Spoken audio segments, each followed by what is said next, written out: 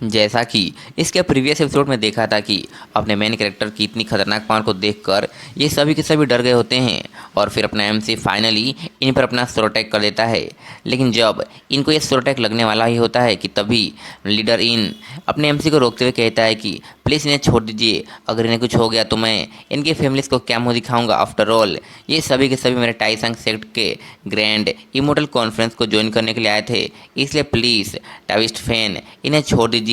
जिस पर एमसी मान जाता है और कहता है कि ठीक है, मैं केवल आपके लिए इन्हें छोड़ देता हूँ। और फिर अपने मन में कहता है कि मैंने इस बार बहुत सारे शॉर्ट डाउन पॉइंट्स को खो दिया है। अपने एमसी के इन लोगों को जिंदा छोड़ने की वजह से ये सभी खुश हो जाते हैं और कुछ लोग यहाँ से भागने लगते हैं। लेकिन वह पर्सन जिसकी वजह से ये सारी प्रॉब्लम क्रिएट हुई होती है वह यहीं पर होता है और अपने एमसी को देखते हुए अपने मन में कहता है कि ये स्वॉर्ड इमॉर्टल सेंट कितना ज़्यादा पावरफुल है, इसके पास कितनी ज़्यादा टेरिफाइंग किलिंग इंटेंट है। फिर लीडर इन अपने एमसी से कहता है कि क्योंकि फेलो टाविस्ट फैन अपनी इच्छा से हमें इस 9 हेवंस डिवाइन कल्ट्रोन को देने के लिए तैयार हैं, इसलिए हमारा अगला कदम ये होगा कि हम लोग इसका यूज करके कैसे टियानन कॉन्टिनेंट के बैरियर को ठीक करेंगे। लेकिन अपना एमसी इनकी बातों पर ज़्यादा कुछ ध्यान नहीं देता है और सियाओ को बुलाता है और सियाओ से कुछ कहता है जो हमें यहाँ पर नहीं बताया जाता। फिर सियाओ कुछ समय बाद अपने 2 जूनियर्स के साथ आती है और उन दोनों के हाथों में जिंक्से के फ्रूट होते हैं। फिर सियाओ इन सभी से कहती है कि आप सभी हमारे आइसलैंड पर उगे हुए जिंक्से के फ्रूट को एंजॉय कर सकते हैं। ये सुनकर तो ये सभी के सभी खुश हो जाते हैं और सियाओ को इसके लिए थैंक्स कहते हैं। अपने एमसी को इन सभी को इतना कीमती फ्रूट देता देखकर लीडर इन अपने एमसी से कहते हैं कि आपका थैंक यू टाविस्ट फैन, हम सभी को इतना प्रीसियस गिफ्ट देने के लिए। जब मैं टाइसन सेट में लौट जाऊंगा तब मैं जरूर आपके लिए एक सूटेबल गिफ्ट को प्रिपेयर करूंगा। लीडर इन की इस बात को सुनकर अपना एमसी लीडर इन को देखते हुए अपने मन में कहता है कि सीनियर को देखकर ऐसा लगता है कि ये बहुत ही अच्छे व्यवहार के हैं, इसलिए मुझे नहीं लगता कि ये मुझे ट्रिक करके मुझे फंसाने की कोशिश करेंगे। फिर सीन शिफ्ट होता है और नेमलेस वैली का सीन दिखाया जाता है जहाँ पर बहुत से डेमंस इकट्ठा हुए होते हैं। फिर इनमें से कोई कहता है कि तुम लोगों को क्या लगता है वह बूढ़ा इन जवान इतने सारे मेजर सेक्ट्स को इकट्ठा करके क्या करना चाहता है। यहाँ पर ये डेमंस टाइसन सेक्ट के लीडर इनकी बात कर रहे हैं। फिर इनमें से एक फीमेल डेमन कहती है कि क्या तुमने ये नहीं कहा था कि वह ग्रैंड कॉन्फ्रेंस टियानियन कॉन्टिनेंट के प्रोटेक्टिव बैरियर को ठीक करने के लिए हो रही है। इस फीमेल डेमन की इस बात को सुनकर बादलों के ऊपर उड़ता हुआ एक पर्सन कहता है कि यदि तुम इसकी बातों पर विश्वास करती हो तो इसका मतलब यह है कि तुम यहाँ पर इस ग्रैंड डेमन डाउ गैदरिंग में शामिल होने के लिए नहीं आई हो। इस पर्सन की इस बात को सुनकर सभी के सभी इसे ही देखने लगते हैं। फिर यह पर्सन कहता है कि यदि हर किसी को यह डर नहीं होता कि राइटियस पाथ पर चलने वाले वे सेक्ट्स इस अपॉर्चुनिटी का लाभ उठाते हुए एक साथ मिलकर हमें ख़त्म कर देंगे, तो तुम में से कोई भी यहाँ पर किसी को भी परेशान करने के लिए नहीं आता। इस पर्सन की इस बात को सुनकर यह फीमेल डेमन इसे कहती है कि ओल्ड स्कल, मैंने सुना है कि आजकल तुम्हारे श्रीकिंग घोस्ट केव की हालत बहुत ही ख़राब हो गई है। ये बात सुनकर इसके साथी भी इसका साथ देते हुए कहते कि हाँ, हम लोगों ने भी बिल्कुल ऐसा ही सुना है। अगर मुझसे पूछो तो इन लोगों की हालत बहुत ही ख़राब हो गई है और इन लोगों का लक बहुत ही बुरा है। और यहाँ पर ब्लड कल्ट का लीडर भी होता है जो इसके प्रीवियस एपिसोड्स में एमसी से बचकर भागने में कामयाब हो गया था। वह अपने दिमाग का यूज करते हुए इन लोगों से कहता है कि हम में से हर किसी के लिए इस तरह से किसी एक जगह पर इकट्ठा होना बहुत ही रेयर है, इसलिए अगर हम लोग किसी चीज़ को हासिल करना चाहते हैं तो हमें इस अपॉर्चुनिटी का लाभ उठाना होगा। इससे कोई फ़र्क नहीं पड़ता कि राइटियस सेक्ट्स क्या प्लानिंग बना रहे हैं, लेकिन सबसे पहले अटैक करना ये सबसे बेहतर होता है। ब्लड कल्ट के लीडर की इस बात को सुनकर एक डेमोनिक कल्टिवेटर कहता है कि मैंने सुना है कि तुम्हारा ब्लड कल्ट और heavenly demon Dao sect, rebel sect और साथ ही टेम्पल और पेशन इन सभी ने मिलकर द वैली ऑफ 10,000 फ्लावर पर अटैक किया था, लेकिन उल्टा उन्हें ही बहुत ही भारी लॉसेस का सामना करना पड़ा। इस डेमोनिक कल्टिवेटर की इन सभी बातों को सुनकर ब्लड कल्ट का लीडर गुस्सा हो जाता है और फिर अपनी पावर को एक्टिवेट कर लेता है और कहता है कि भले ही उस बैटल के दौरान हमारे ब्लड कल्ट को बहुत ही भारी लॉसेस का सामना करना पड़ा हो, लेकिन वो बैटल हमारे लिए एक ब्लेसिंग थी। ये बोलकर इस डेमोनिक कल्टिवेटर को अपनी पावर की हेल्प से हवा में उड़ा देता है और वहीं पर मार देता है और ज़ोर ज़ोर से हंसने लगता है। और फिर कहता है कि मैंने इसे चुप रहने के लिए कहा था, लेकिन ये नहीं रुका और इसने बोलना जारी रखा। ब्लड कल्ट के लीडर की इतनी भयानक पावर को देखकर यहाँ पर आए हुए सभी के सभी डर जाते हैं और कहते हैं कि वह ओल्ड डेमन इतना ज़्यादा स्ट्रॉन्ग कब हो गया। फिर यह फीमेल डेमन कहती है कि उसने कहा कि वह बैटल उसके लिए ब्लेसिंग थी। यह कितना डिस्कस्टिंग है, पता नहीं उससे वहाँ पर कौन सी अपॉर्चुनिटी मिली है। फिर ये सभी से कहता है कि तुम सभी डेमोनिक पाथ पर एक बहुत ही बड़ा नाम हो, उसके बावजूद भी तुम लोग राइटियस सेक्ट पर अटैक करने के लिए मान क्यों नहीं रहे हो। इसकी ये बात सुनकर फीमेल डेमन आगे आती है और इसे पूछती है कि कल्ट लीडर, तो फिर क्या आपके पास कोई रास्ता है। फीमेल डेमन की इस बात को सुनकर ब्लड कल्ट का लीडर हंसने लगता है और फिर कहता है कि चलो मैं तुम लोग को सीधा टाइसंग सेक्ट में लेकर चलता हूँ, और अगर हमारे रास्ते में कोई आता है तो हम लोग उसके खून से स्नान कर लेंगे। ब्लड कल्ट के लीडर की इन बातों को सुनकर एक डेमन अपने मन में कहता है कि क्या ये ओल्ड डेमन पागल हो गया है कि ऐसी बातें कर रहा है। क्या ऐसा हो सकता है कि इसकी न्यू मिली पावर का सोर्स उसे पागल कर रहा है। फिर ब्लड डेमन अपने सामने एक ब्लड के बॉल को क्रिएट करते हुए कहता है कि अगर तुम लोग टाइसंग सेक्ट को ख़त्म करने में मेरा साथ दोगे तो मैं तुम लोगों को स्ट्रॉन्ग बनने में हेल्प करूँगा। ये बोलकर अपने ब्लड को इन सभी की बॉडी में डालने लगता है, जिसकी वजह से इन सभी की पावर बढ़ने लगती है और ये सभी ब्रेक थ्रू करने लगते हैं और इस न्यू मिली हुई पावर की वजह से सभी के सभी क्रेजी हो जाते हैं। इन सभी को पावर देने के बाद ब्लड कल्ट का लीडर इनसे पूछता है कि अब तुम लोग क्या सोचते हो, क्या तुम लोग टाइसंग सेक्ट को ख़त्म करने में मेरा साथ दोगे। ये सुनकर सभी के सभी पावर के नशे में चूर होकर कहते हैं कि हाँ, हम लोग तुम्हारा साथ देंगे और हम लोग तुम्हारे इस प्लान को फॉलो करेंगे और टाइसंग सेक्ट को ख़त्म करने में हम तुम्हारी हेल्प करेंगे, क्योंकि हम लोग और लंबे समय तक टाइसंग सेक्ट के एरोगेंस को बर्दाश्त नहीं कर सकते हैं। इसलिए हम लोग साथ मिल जाते हैं और अपने सभी डिसाइपल्स को एक साथ लाकर एक जगह पर इकट्ठा करके सीधा सीधा टाइसंग सेक्ट पर अटैक कर देते हैं। ये बोलकर सभी के सभी टाइसंग सेक्ट पर अटैक करने के लिए जाने लगते हैं और इन सभी को जाते देखकर ब्लड कल्ट का लीडर अपने मन में कहता है कि तुम सभी अपने ब्लड और अपनी लाइफ को मेरे लॉर्ड के लिए सेक्रीफाइस कर दो। और यहाँ पर इसकी बातों से ऐसा लग रहा है कि इसका कोई और ही प्लान है। फिर सीन एमसी के फ्लोटिंग आइसलैंड पर शिफ्ट होता है, जहाँ पर अपना एमसी बहुत ही आराम से बैठा होता है और लीडर इन से कहता है कि लीडर इन, क्या इस ग्रैंड इमोर्टल कॉन्फ्रेंस में कुछ ज़्यादा ही समय नहीं लग रहा है। जिस पर लीडर इन कहता है कि मैं इसमें कुछ नहीं कर सकता, क्योंकि टियानिंग कॉन्टिनेंट के बैरियर को ठीक करने के लिए जिन मटेरियल्स की ज़रूरत होती है वे बहुत ही प्रीशियस होते हैं और इन मटेरियल्स को कोई एक सिंगल सेक्ट बिल्कुल भी नहीं दे सकता है। इसलिए सभी के सभी सेक्ट्स आपस में आर्ग्यूमेंट कर रहे हैं कि कौन अधिक देगा और कौन कम देगा। लीडर इनकी इन सभी बातों को सुनकर अपना एमसी अपने मन में कहता है कि मैं इसके लिए बहुत ही एम्बेरस फील कर रहा हूँ, क्योंकि ये क्रैक्स मेरे वजह से ओपन हुए हैं। फिर एमसी लीडर इनके पास जाता है और लीडर इनसे कहता है कि अगर आपको कोई एतराज़ ना हो तो आपको जिन मटेरियल्स की ज़रूरत है आप उन सभी मटेरियल्स को मेरे फ्लोटिंग आइसलैंड से ले सकते हैं।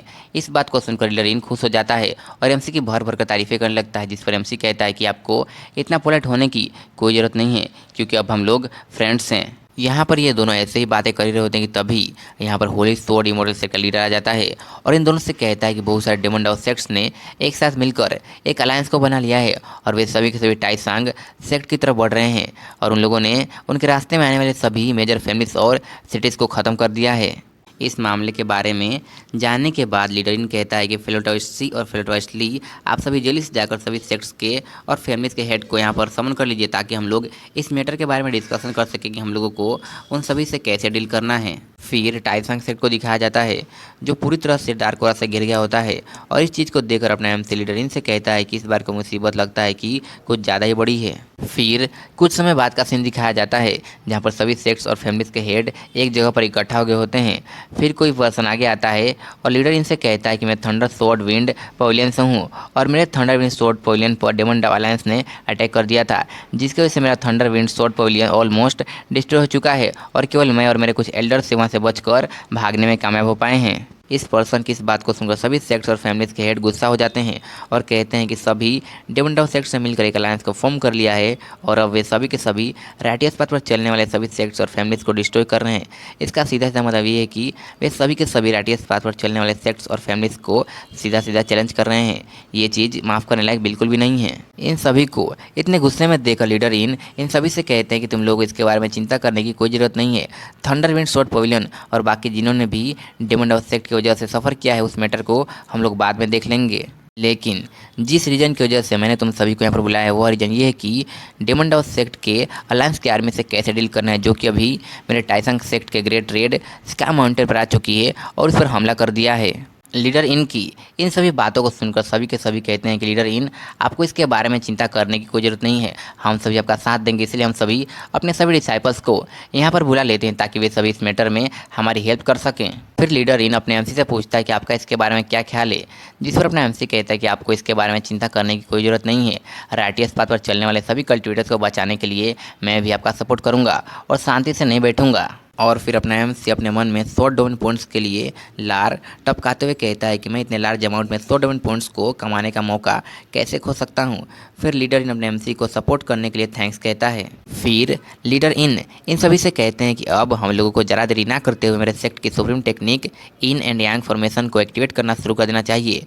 फिर डेमन सेक्ट की अलायंस की आर्मी को देखते हैं जो इस फॉर्मेशन को एक्टिवेट होते हुए देख रहे होते हैं। इस फॉर्मेशन को देखकर एक फीमेल डेमन कहती है कि ऐसा लगता है कि वह बूढ़ा इन जवान अपने सेक्ट की famous technique supreme in and yang formation पर रिलाई कर रहा है। फिर ब्लड कल के लीडर को देखते हुए अपने मन में कहती है कि वह टेक्निक पास्ट में हमें नुकसान पहुंचा सकती थी, लेकिन अभी सिचुएशन चेंज हो चुकी है।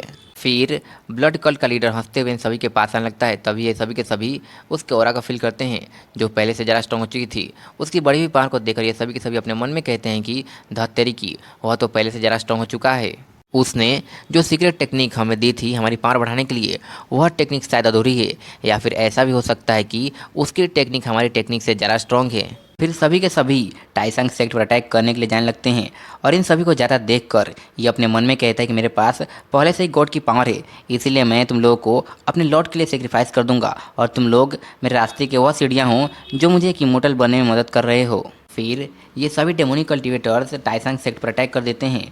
फिर हमें टाइसंग सेक्ट के अंदर का सीन दिखाया जाता है जहाँ पर लीडर इन और उसके बाकी एल्डर्स इन और यांग फॉर्मेशन को पावर दे रहे होते हैं और इन लोग को अपनी तरफ आता देख कर ये उन पर अटैक कर देते हैं। और लिटरली इन और यांग फॉर्मेशन में इतनी पावर होती है कि उसमें से बहुत सारे अटैक्स जाकर डेमोनिक कल्टिवेटर्स को लगने लगते हैं, लेकिन ब्लड कल के लीडर को इससे कोई फर्क नहीं पड़ता है। वह इन अटैक्स को देखकर कहता है कि ये छोटे मोटे अटैक्स मेरे सामने कुछ भी नहीं है। फिर वह खुद अपने फिस्ट में पावर को गैदर करता है और टाइसंग सेक्ट पर अटैक करने के लिए जाने लगता है। ब्लड कल्ट के लीडर को अपनी तरफ आता देखकर लीडर इन सबको बचाने के लिए आगे जाते हैं, लेकिन वे कुछ कर पाते उससे पहले ही एक अटैक आता है और ब्लड कल्ट लीडर को मार देता है, जिससे कि उसकी बॉडी भी नहीं बचती है, पूरी तरह से एयर में डिसअपियर हो जाती है। और इस अटैक को करने वाला कोई और नहीं बल्कि अपना एमसी होता है। फिर सभी के सभी एमसी की तारीफ करते हुए कहते हैं कि इमोर्टल स्वॉर्ड्स एंड इनविंसिबल है। फिर कोई कहता है कि डेमन अलायंस का लीडर मारा जा चुका है, तो अब हम लोग अपने साथियों का बदला ले सकते हैं। अपने लीडर को मरता देखकर सभी के सभी यहाँ से भागने लगते हैं। फिर वह फीमेल डेमन कहती है कि वह इतनी इजली कैसे मर गया, क्या उस लीडर के पीछे कोई टाइसो डेमन नहीं था, तो भी वह इतनी इजली कैसे मर गया। फिर कोई कहता है कि तुम्हें इसके बारे में चिंता करने की कोई ज़रूरत नहीं है, माउंटेन्स बहुत ऊंचे हैं और सड़क बहुत लंबा है, इसलिए फ्यूचर में हमें एक बार और चांस जरूर मिलेगा, और जब हमें वो चांस मिलेगा तब हम लोग टाइसंग सेक्ट को ख़त्म कर देंगे। ये बोलकर ये सभी भाग रहे होते हैं कि तभी कोई अटैक आता है और इन सभी को मार देता है, जिसे देखकर लीडर इन कहता है कि अब हमें उनका पीछा करने की कोई ज़रूरत नहीं है, हमारे इनेमिस पहले ही मारे जा चुके हैं। जिस पर ओल्ड मैन सॉन्ग कहता है कि वह सब तो ठीक है। फिर एक स्वॉर्ड को दिखाते हुए कहता है कि लेकिन हम लोग उस स्वॉर्ड के साथ कैसे डील करने वाले हैं। ये लोग उस स्वॉर्ड को देख रहे होते कि तभी उस स्वॉर्ड में से एक जोरदार लाइटिंग निकलती है और उस स्वॉर्ड में से वही गॉडेस बाहर आती है जिसे हमने इसके प्रीवियस एपिसोड में देखा था। फिर लीडर इनको देखते हैं जो गॉडेस को देखकर थोड़ा हैरान हो गया होता है और फिर अपने बारे में बताते हुए कहता है कि मैं टियानन कॉन्टिनेंट के टाइसंग सेक्ट का लीडर हूँ, thank you immortal goddess Taiso demon के फॉलोअर्स को मारने के लिए। जिस पर ये गॉडेस लीडर इनको रिस्पेक्ट दिखाते हुए कहती है कि मेरा नाम युवान क्यू वेन है और मैं यूनी इमोर्टल रिलम की लॉ इन्फोर्समेंट की इन्वॉय हूँ, और मेरी यह ड्यूटी है कि मैं टाइसो डेमन्स का पीछा करूं, और मैं टियानन कॉन्टिनेंट के मास्टर को थैंक्स करना चाहती हूँ कि उन्होंने मेरी टाइसो डेमन्स को खोजने में मेरी मदद की। ये सुनकर लीडर इन कहता है कि अगर ऐसी बात है तो हम लोग एक दूसरे की हेल्प कर रहे थे, और इसके अलावा मैं हमारे वर्ल्ड में टाइसो डेमन के अटैक के बारे में इन्फॉर्म करने के लिए मैं गॉडेस को थैंक्स कहना चाहता हूँ। फिर लीडर इन गॉडेस इवान से पूछता है कि क्या आप उस इमोर्टल से मिलना चाहेंगी जिसने सबसे पहले टाइसो डेमन को ख़त्म करने के लिए एक्शन को लिया था।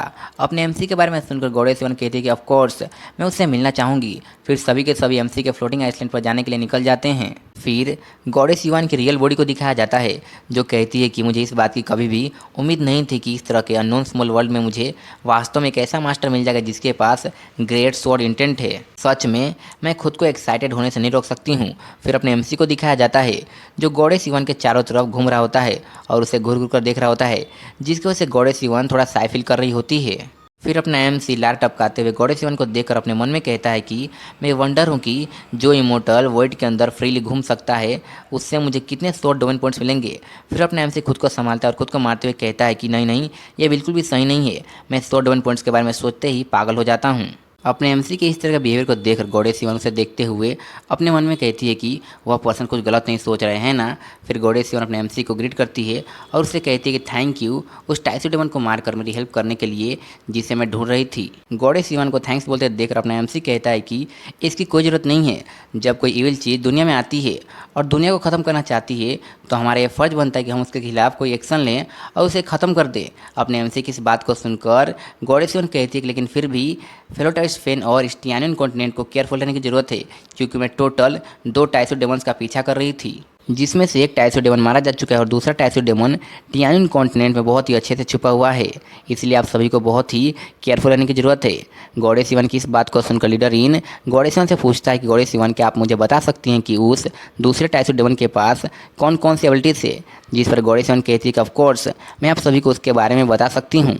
फिर गॉडेस इवन टाइसो डेमन के बारे में बताती है कि टाइसो डेमन केवल एक फेमस शब्द है। असल में टाइसो डेमन की अलग अलग जातियां हैं जिनके पास उनका खुद का इविल गॉड है जिस पर वे विश्वास करते हैं, और अलग अलग धर्मों के टाइसो डेमन के पास उनकी अलग अलग डिफरेंट यूनिक एबिलिटीज़ होती हैं जिनका वे सभी यूज कर सकते हैं। और जिस टाइसो डेमन को अभी फेलोटाइस फेन ने मारा है उस टाइसो डेमन के पास ये एबिलिटी थी कि जिस गॉड के लिए वह सेक्रीफाइस दे रहा है और जिस सेक्रीफाइस का वह यूज कर रहा है उस सेक्रीफाइस का वह खुद के लिए यूज करके अपनी पावर को बढ़ा सकता है। फिर घबराते हुए दूसरे टाइसो डेमन के बारे में बताते हुए कहती है कि वह जिस इविल गॉड पर विश्वास करता है वह इविल गॉड प्लेग जैसी बीमारियों को ला सकता है और वह दुनिया में प्लेग जैसी बीमारियों को फैलाकर अपनी पावर को बढ़ाता है। इसलिए आप सभी को थोड़ा केयरफुल रहने की ज़रूरत है। इस जानकारी को पाने के बाद लीडर इन गॉडेस इवन को थैंक्स बोलते हैं और सभी से कहता है कि याद रहे कि हमें बीमारियों को फैलने से रोकना है और सभी इविल गॉड के बिलीवर्स को ख़त्म करना है। फिर अपने एमसी और गॉडेस इवन को थैंक्स बोलकर यहाँ से चला जाता है। इसी के साथ ये वीडियो यहीं पर एंड होता है। आई होप यू गाइस, आप सभी को ये वीडियो पसंद आई हो। अगर पसंद आई तो प्लीज़ लाइक, सब्सक्राइब और कमेंट कीजिए और इस वीडियो को अपने फ्रेंड्स को भी शेयर कीजिए और प्लीज़ जाकर मेरे टेलीग्राम को ज्वाइन कर लीजिए जिससे आपको न्यू अपडेट्स जल्दी जल्दी मिल सके और इसका लिंक डिस्क्रिप्शन में दिया हुआ है, सो प्लीज़ जाकर इसे ज्वाइन कीजिए।